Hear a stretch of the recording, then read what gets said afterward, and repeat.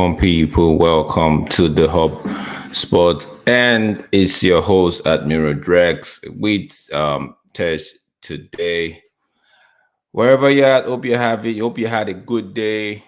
Right now it's about 8:22 p.m. here in New Brunswick. Tesh, how you doing today? I know it's been a hectic day for you today, but you still took our time to show up at the studio. How you doing? You're on mute, bro. Can you hear me now? Yeah, of course, 100%. Yeah. Yeah. So no, I'm good. I'm good. It's been good. It's been a good day. Nah, again, it's work, right? It's life, right? Yeah, where we have to work, but yeah, nothing to complain about. I just basically got in probably before we started 2 minutes ago. Oh, So that's good. it's good. That's good. Today's not gonna be. We're just gonna keep it sweet and simple. First of all, I wanna big up Stephanie Griffin in the house. Big up Mark yourself. Mark is actually talking about he wants to pull out the support from Ghana I know. and give it to Mali. Mm. Yeah. Uh, I think it's it's Tesh. it's it's Tesh, not Tariq. And this is Tesh. All right, big up Stephanie. Big up Um, Stephanie. Big up Stephanie. yeah, thank you for pulling up. Yeah, so without wasting much of your time, it's just a review of the first round of games of the Yeah. African Cup of Nations 2023. Yeah. Earlier games today, two games were played today. It was Morocco versus Tanzania, and Hmm. that game ended 3-0 in favor of Morocco. It was kind of Morocco took the early lead. Morocco took the lead, but it was kind of cagey, right? At one point, I felt like okay, the Tanzanians are gonna get back into this game, Hmm. but they got a man sent off. Then after that, it was just uh, it was just Morocco all the way, 2 goals in about what less than 10 minutes, and it was done.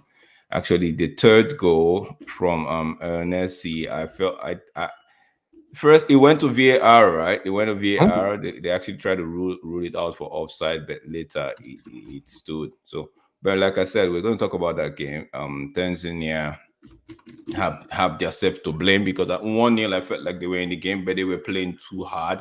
They were getting a little bit too rough in terms of their tackle. And man, I think if I'm not mistaken, their captain was sent off for a second yellow card. Hmm. And although the second yellow card, the foul that foul wasn't that bad because he tried to pull away at the last second, right? But Hmm. he already committed and it was deemed a yellow card and it was sent off. One thing I didn't like about that game was when he was shown the second yellow card and the red, his teammate they were all flooding the referee as to Referee. trying to like they were trying to I don't know if it was sorry face, if they were trying to beg, if they were, I don't know what they were trying to do, Miro.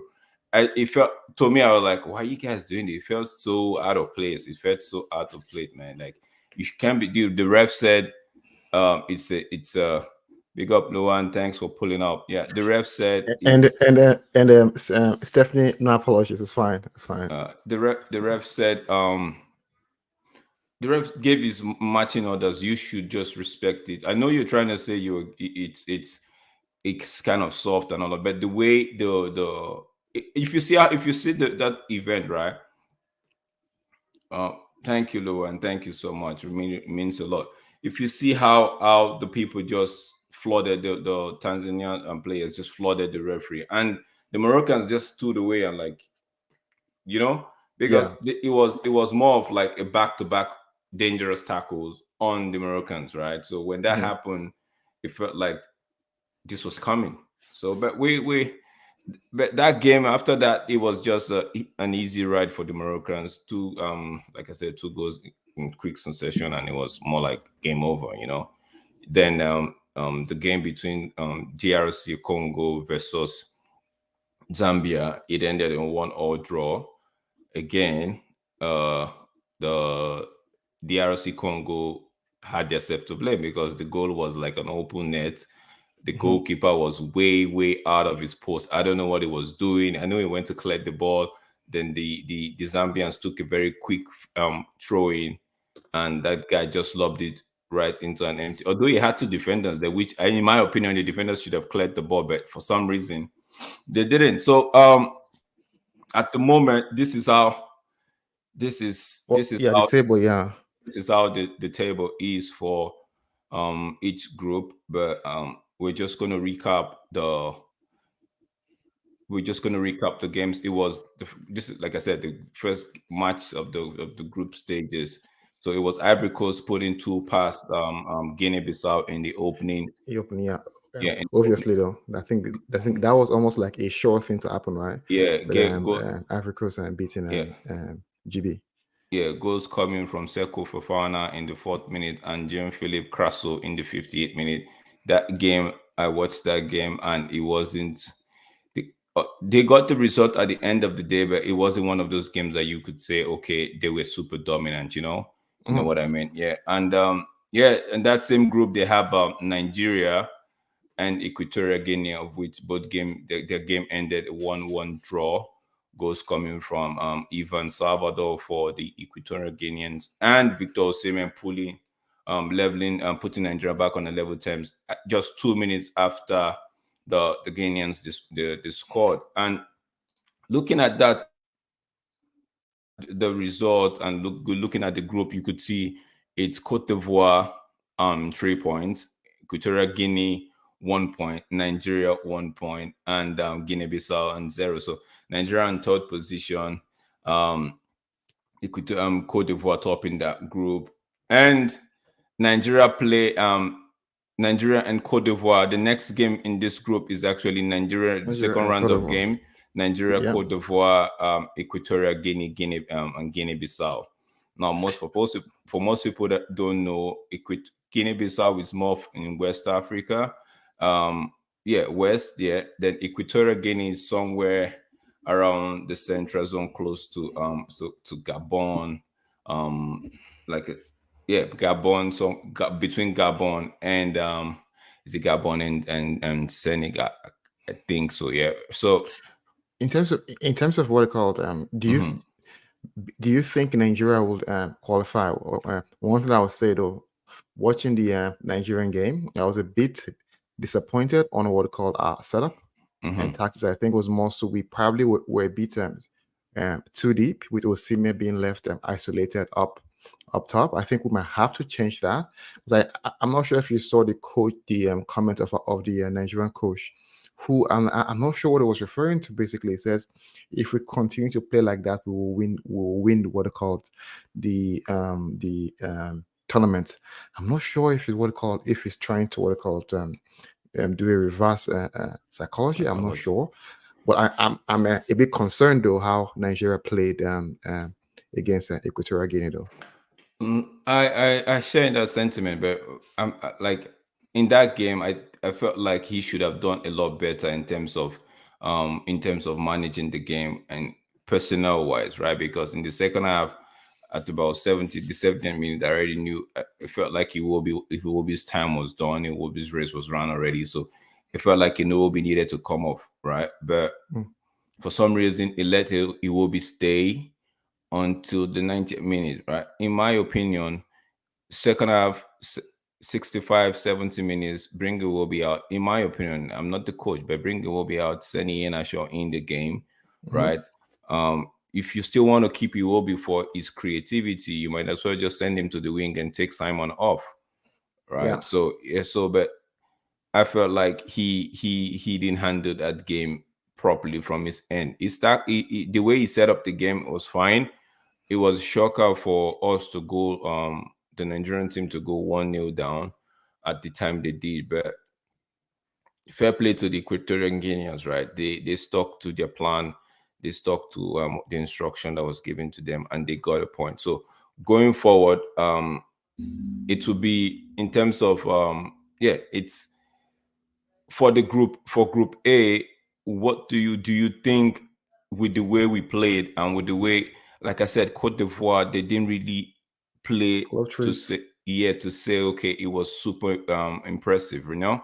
like the dominance wasn't like something like a total dominance, right? But that's been the story of the tournament. The teams you So far. actually expect to win with ease, except Senegal, right, are actually struggling at the moment, right? So with what I saw and with what you saw, do you think Nigeria have enough to actually, or do you think Cote d'Ivoire have enough to see out Nigeria and vice versa?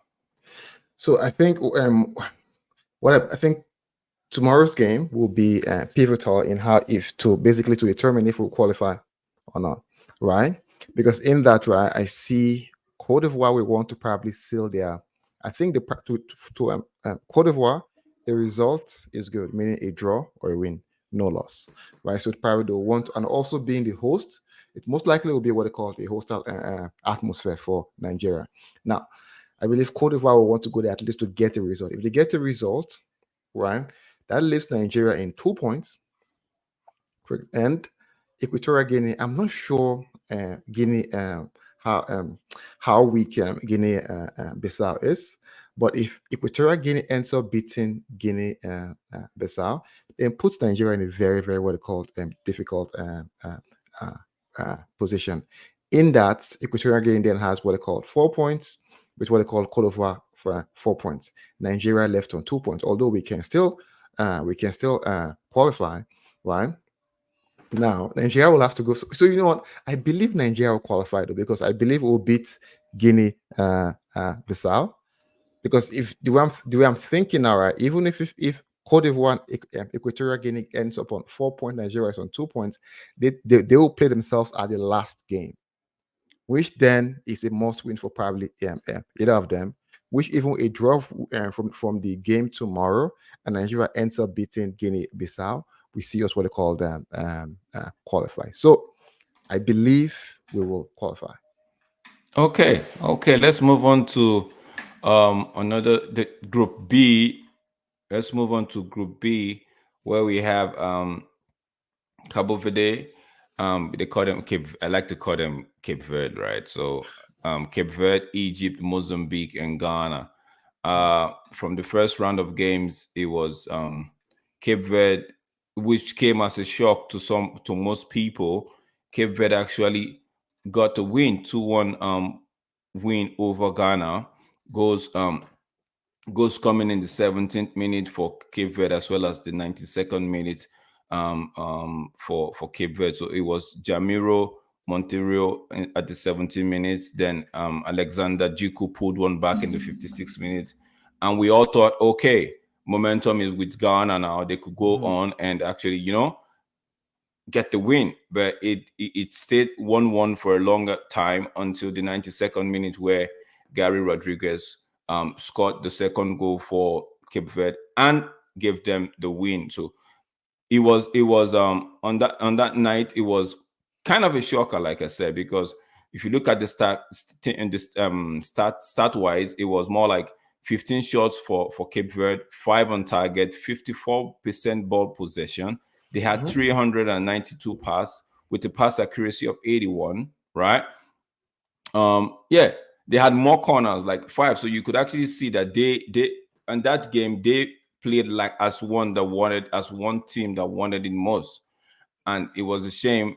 Not like for the neutrals, it was a good game, but for the Ghanaians, right, it's actually a shame that they couldn't actually get anything from that game. The likes of Inaki Williams came in, Andre Ayew, even Jordan Ayew started the game, but they couldn't just find a way to win that game. Now, moving to, I'm going to get your thoughts on that game, because I know we covered that game as well. Now, moving to the Mozambique game, the Egypt-Mozambique game, it was more of, that one in itself actually took me by surprise, because with all the possession, 62% ball possession that Egypt had, they had 21 shots, 5 on target, right? But they ended up trailing in that game for a long time. Because they took the lead on the second minute, right, into the game. And in the second half, it was 1-0 into halftime. Egypt were leading. Second half, 55th minute, Wheaty came in and scored, equalized. 3 minutes later, Clesio came on with what's it called? Mozambique were in the lead. So, and it was that way until what? Until the 95th minute, when there was a foul in the 18-yard box. What the Egyptians, one of them were fouled in the 18-yard box, and they went to VAR to actually check if the on-field decision would stand. And VAR, after much review, said the decision and the on the on-field referee would stand, and it stood. And in the 97th minute, Mo Salah stepped up, took the penalty, and it was a good penalty, and he earned them a point. But that came as a surprise because I never thought Egypt, Mozambique was going to get a result in that game. But I think that's the beauty about the game called football. So what's your take? What do you think? Going back to Cabo Verde, I watched the what it called. I watched the game, and it's so shocking that what it called the way they played. I was actually surprised. It was fluid. It was fluid. It was very They fluid. were Yeah. they were confident. They were, as in, no panic. Probably a bit in the second half, they probably sit back a bit. But then we thought at that time the Ghanaians were Yeah, coming because back.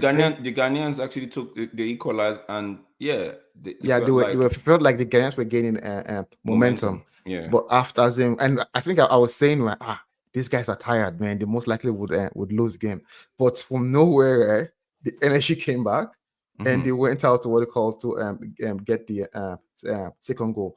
And to be honest, if they were very clinical, they probably most likely would have gotten what they call up to 3 goals. Yes, 100%. Yeah. 100%. Yeah.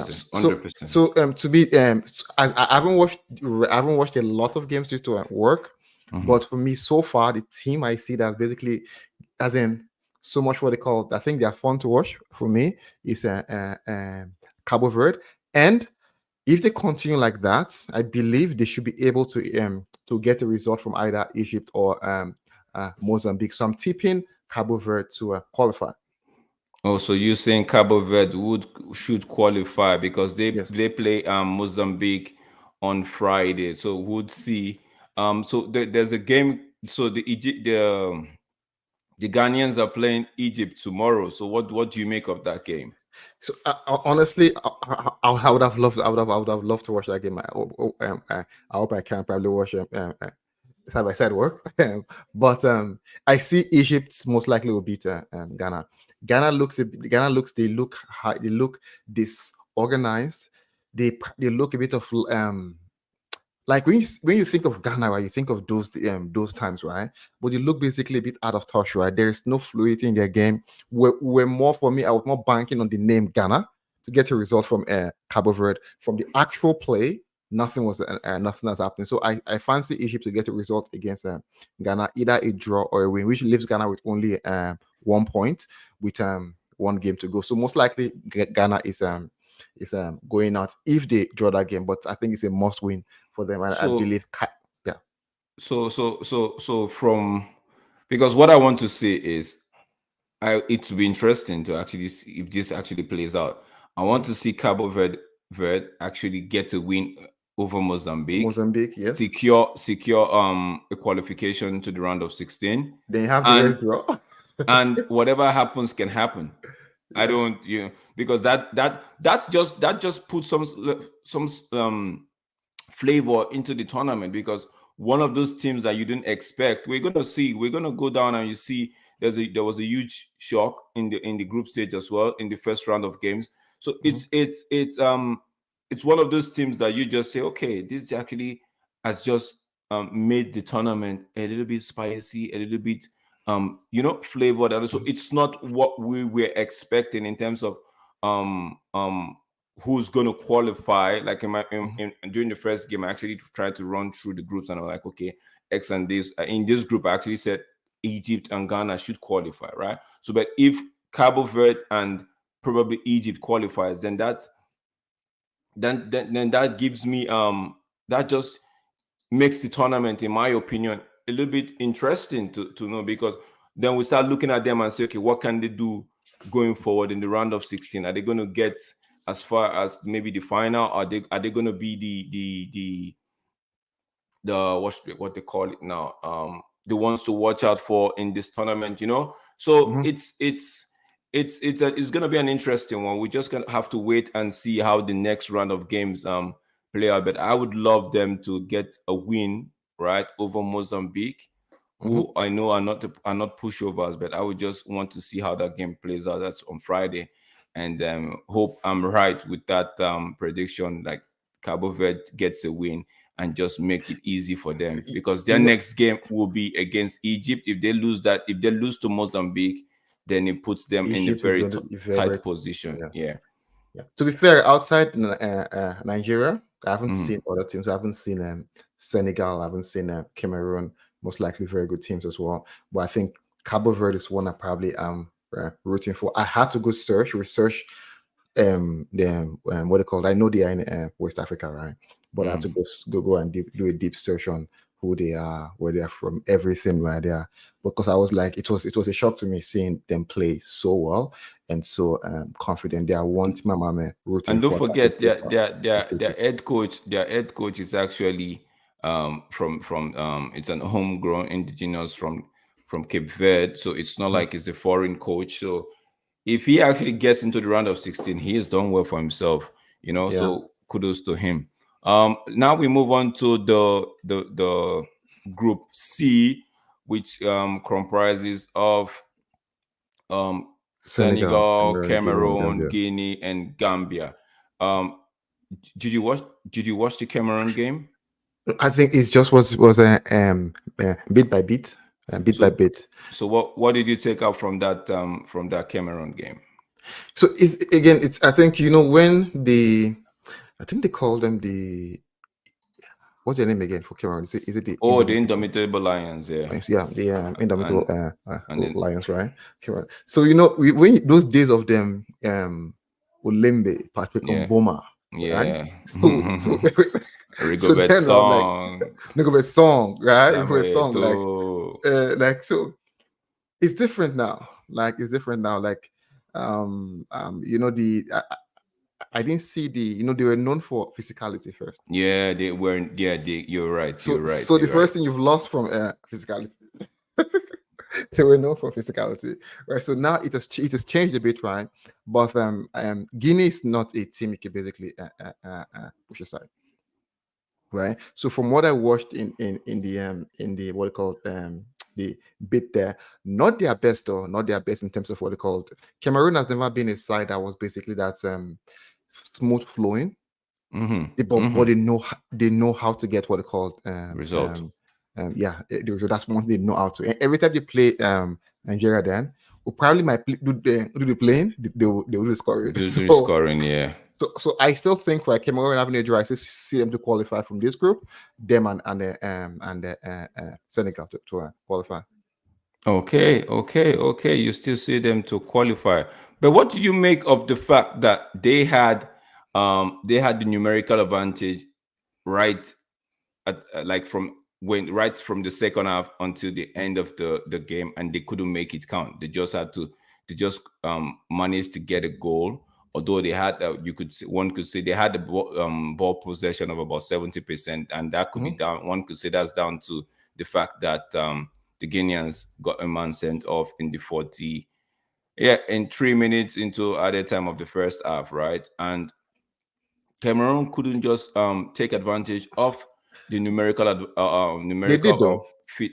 Did they really do? Because they only scored one goal and one. They should have scored two, but I think they showed more. But you can see I think the red card was basically, I think was that towards the end of the first half. Right? Yeah.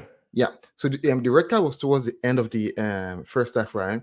And I think they took advantage of that when starting. I would have expected the what they call what they call them again, the Guineans to kind of what they call sit back and what they call as in soak the pressure, more so ride it out.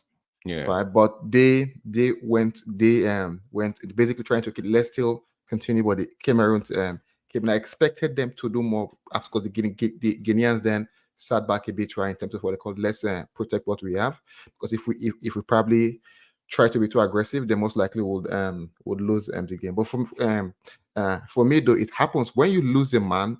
Sometimes people say it's a numerical advantage from a statistical standpoint. The answer is yes, but from a psychological standpoint, and sometimes it strengthens the opposition.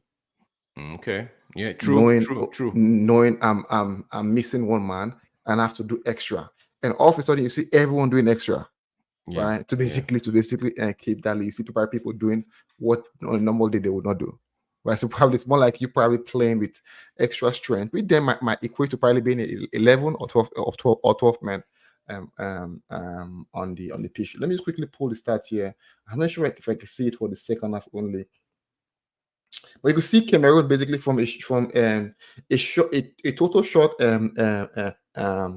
perspective, they had corner control. From a possession perspective, they had that. From corners, they had that, right? So basically, it's more so the Guineans, right, trying to soak up and probably get a result.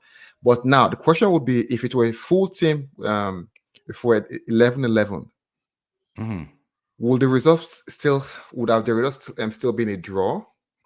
It's difficult to tell, but I probably think most likely, right, it might have still been a draw, or Cameroon probably could have still won, because then the Guineans would have come out to kind of what I call see how they can probably get something else from the game.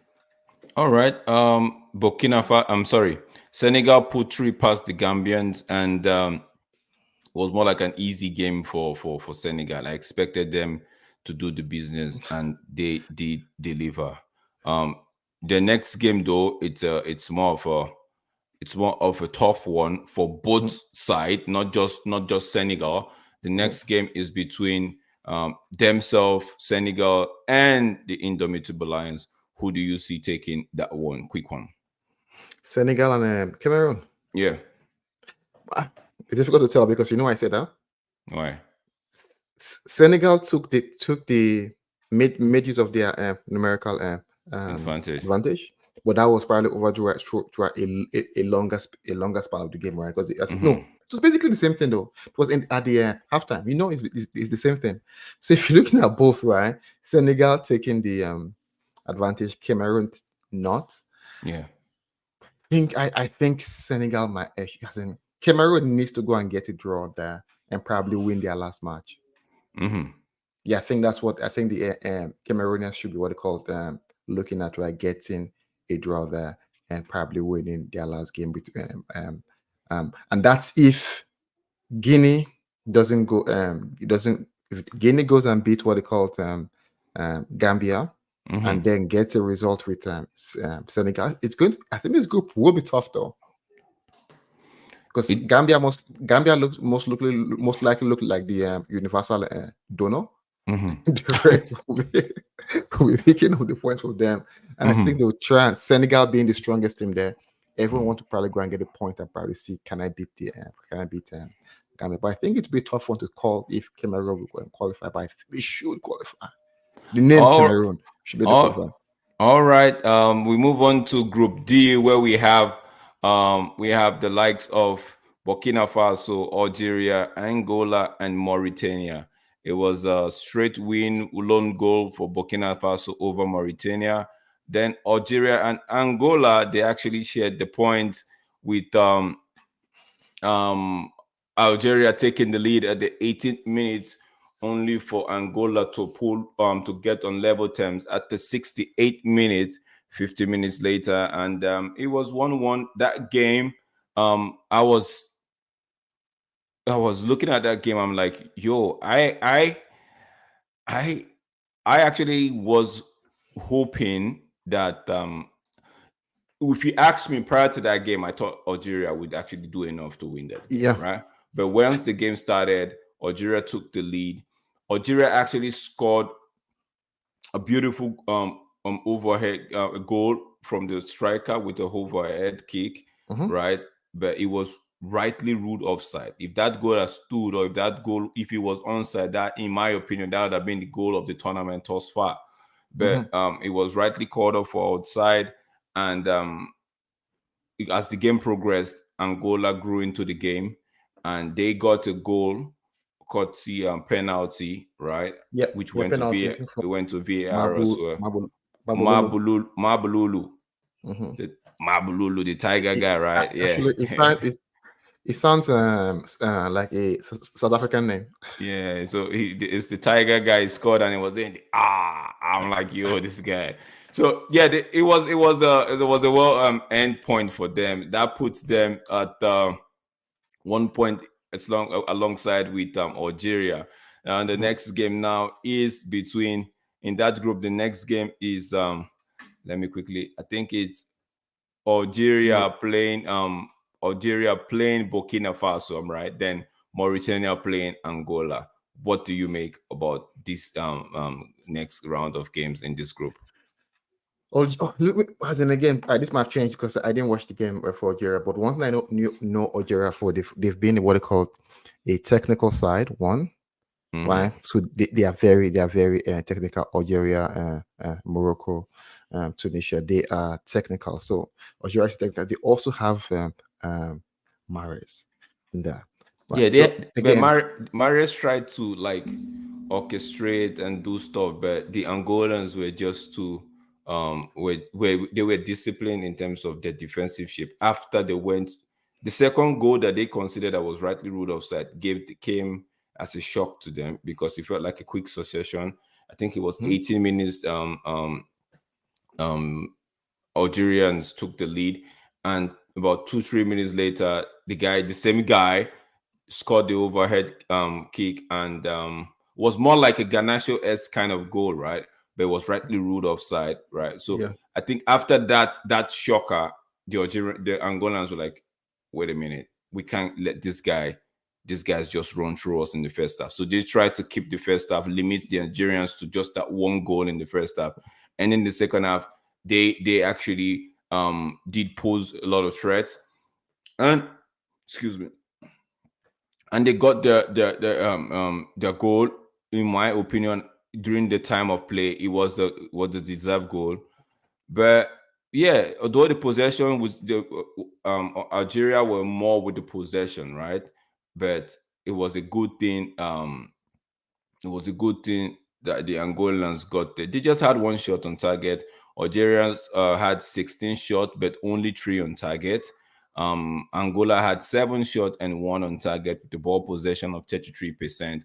And the passes of 262 with a pass accuracy of 72%, right? So it wasn't like Algeria actually played them off the park, like, but they were lucky to get that goal, courtesy the penalty, and it puts them in a position to actually see them maybe because I feel like they would definitely get when it comes to Mauritania, like you said, is going to be the universal donor in this group, and they might just end up getting a gift from Mauritania.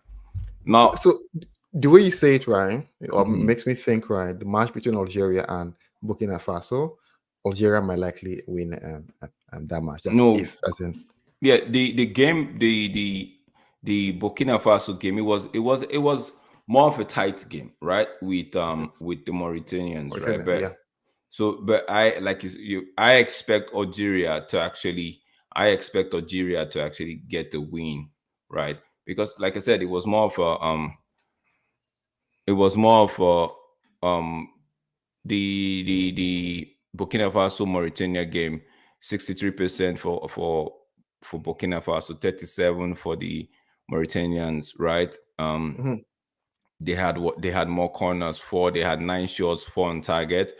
The Burkina Babes, right? They had 11 shots and 5 on target. So in terms of, it was more like KG in my opinion, right? But I think the better side ended up winning that game on that day. It took them almost to the end of the game, right? It took almost to the end of the game for them to actually get the penalty, and Mhm. it was right at the death of that game, right at the death. So it's looking at that, one can actually say it would be an easy game, should be an easy game, not say would be, should be an easy game for the Algerians when they play host to Burkina Faso, right? When they play next to Burkina Faso.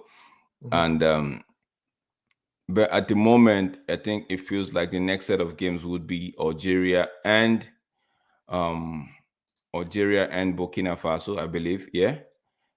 Algeria, Burkina Faso, then Mauritania, Angola. Yes. Angola should be able to get a win, over Mauritania, because from the way they played the Algerians, Mhm. I see them getting a win. Now we move on to Group D. And sorry, where am I? Yeah, Group E. Group E, my bad. Group E, where we have Mali, Namibia, Tunisia, South Africa. This Wow, is this where the shocker of the tournament, the second shocker of the tournament came in, where Namibia, their first ever win at AFCON, they got it over Tunisia. Tunisia. And it wasn't like one of those games where you just say they found Lady Luck or Lady Luck found them. They actually, prior to the goal, they actually were knocking on the door. They were asking of some So, questions so of the correct me Tunisians. here. Tunisia. Mm. That is some country that went to the semis. For the AFCON. Tunisia. Who plays for Tunisia? Oh, wait, Tunisia. Let me see. Oh, it's not Morocco. You're thinking no, not Okay, okay, Morocco. okay. Yeah, sorry. Yeah, No good, good, good. Morocco. Yeah, No okay. Morocco. No Morocco. Yeah, No, yeah, no yeah. Okay, Morocco.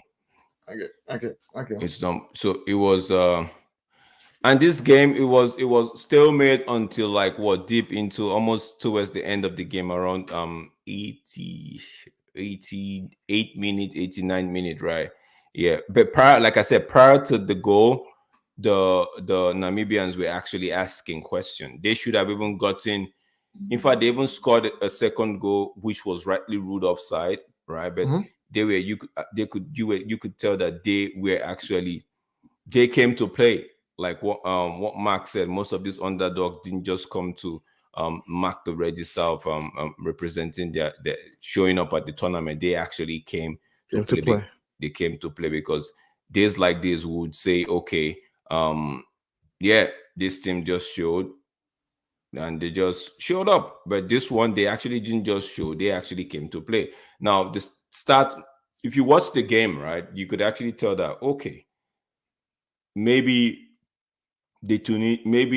Tunisia actually over thought of themselves highly in terms of this game, right? Because the Namibians took them by surprise, right? Because the Namibians, although they had the 38% ball possession, right, but their passing accuracy was about 70%.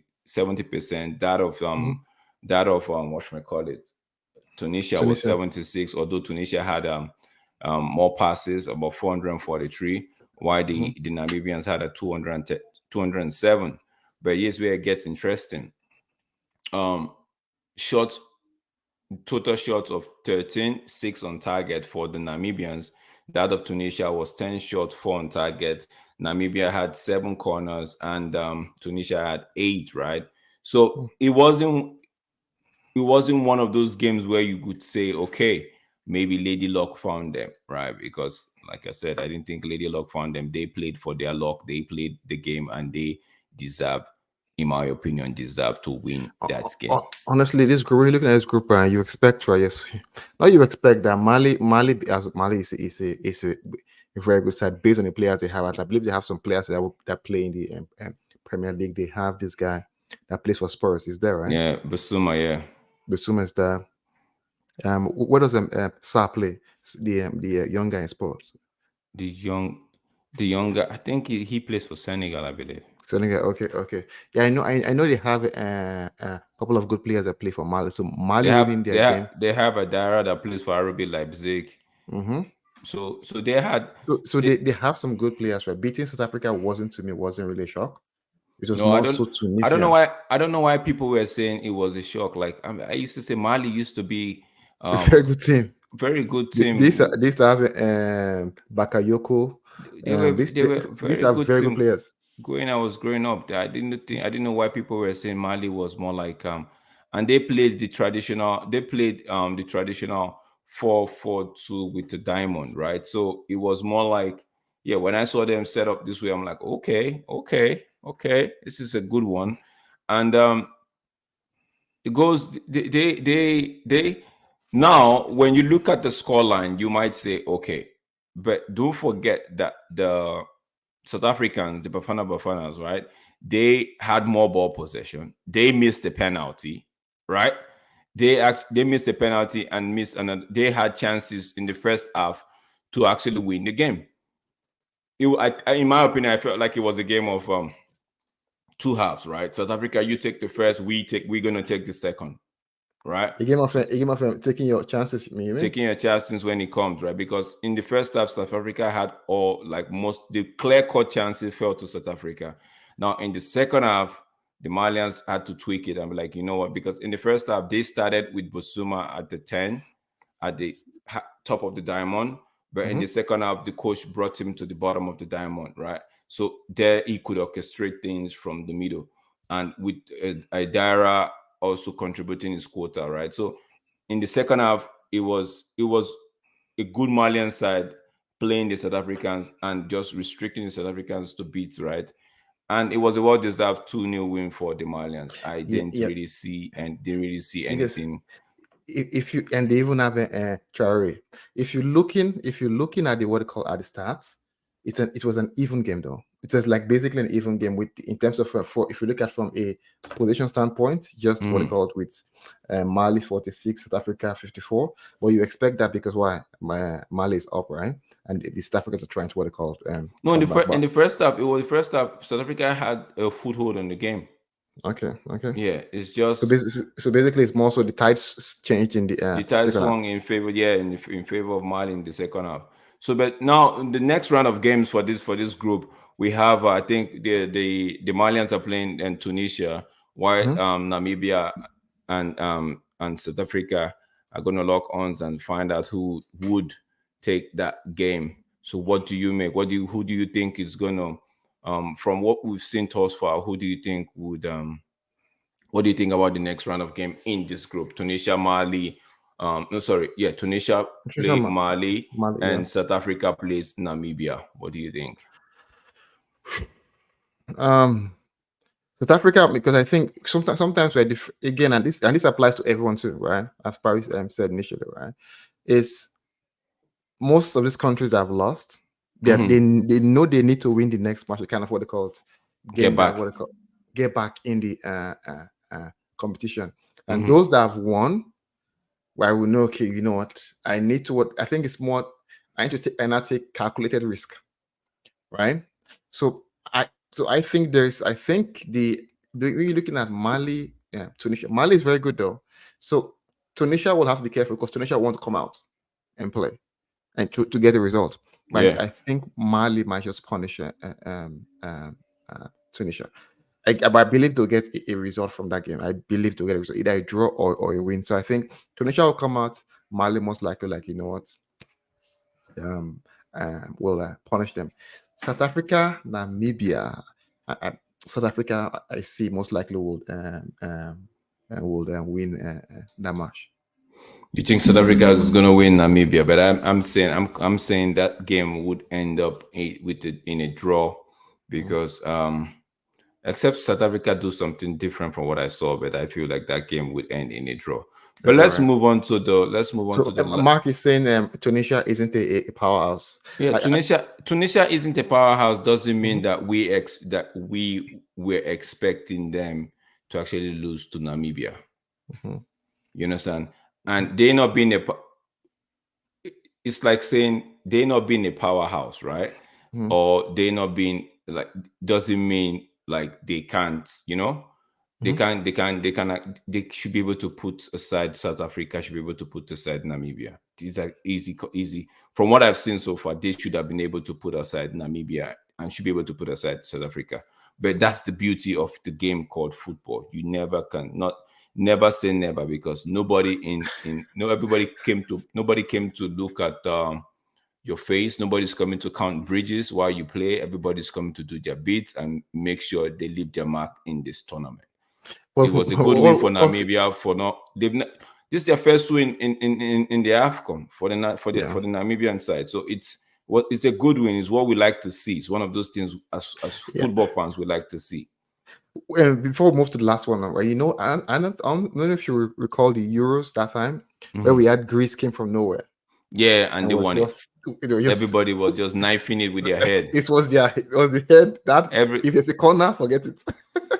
so So, who do you think will be the Greece the, here that probably the think will dark the go dark the far? dark the dark horse, right? The dark horse. Yes, yes. Ooh, I see. I would still hold on to Cape Verde. I Cape would Verde, still right? hold on to Cape Verde because I don't see Namibia. They will get a draw and they'll play in Mali next. Mali might put them aside. If they for some reason get into the round of 16, I think at that point it would be they would have said to themselves, okay, we've accomplished something here, right? We've been to the African Cup, the final of the African Cup of Nations, which is this what we're having now, and we finally got a win, and we've gone to the round of 16. We could take the positives from that, build on it, and hope to go a step further in the next competition, right? So for me, I would still hold on to Cape Verde as the dark horse and see where that lead.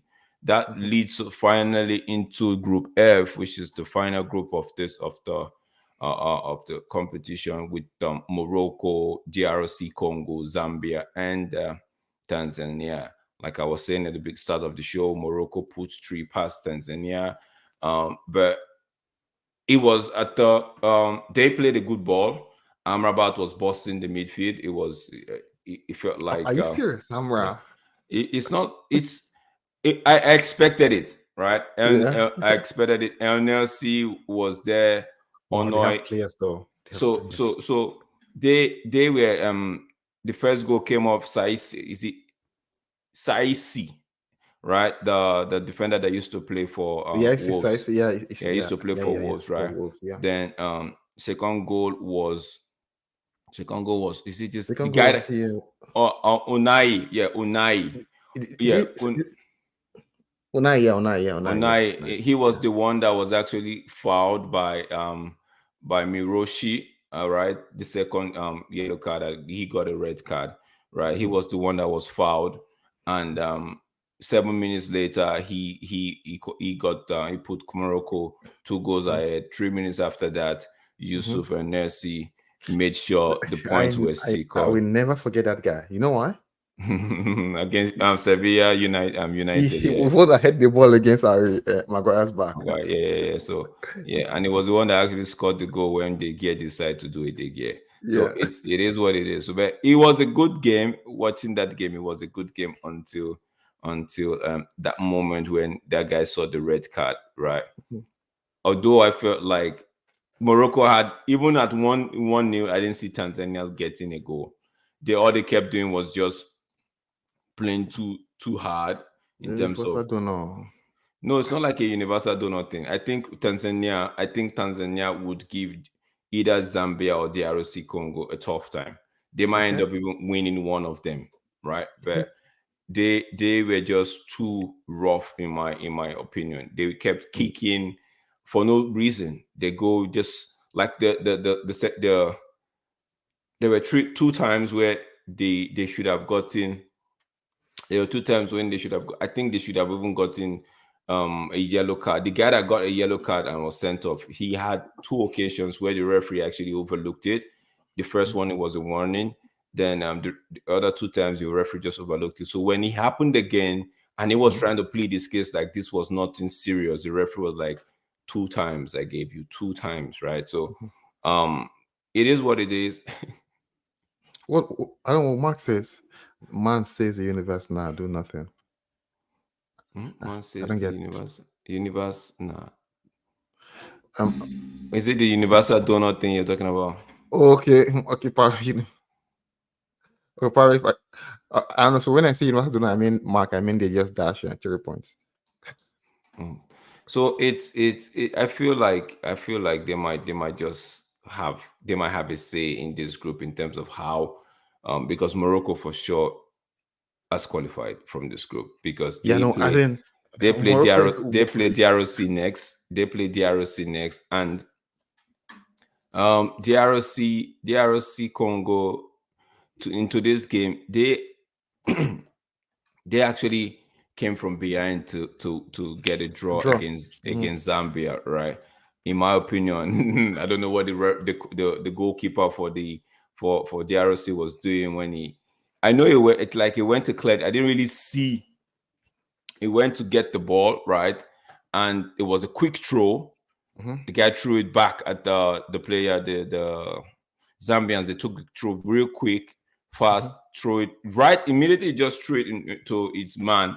That guy just lobbed the ball into an empty net before the goalkeeper could get to his post. It was already at the back of the net. But they did get a good goal. Their goal was a good cutback for the striker, and it was a tapping, right? So at the end of the day, the points were shared. But I feel like the two persons that are going to qualify from this group, in my opinion, would be Morocco and Zambia, right? Okay, Zambia.